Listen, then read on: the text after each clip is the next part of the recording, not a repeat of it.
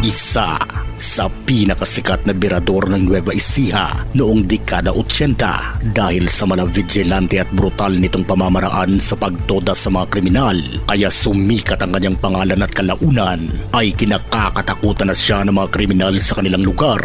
Isa siya sa mga naging instrumento para tumahimik ang magulong lugar noon sa Nueva Ecija, lalo na noong dekada 80 dahil sa panahong yun ay laganap ang kriminalidad sa lugar, kagaya na lamang ng mga unsolved cases ng mga kriminalidad, lalo na ang malawakang pagnanakaw ng mga kalabaw sa mga maliliit na magsasaka. Dito na isa-isang niligpit ng mga vigilante ng Nueva Ecija ang mga pasaway sa batas.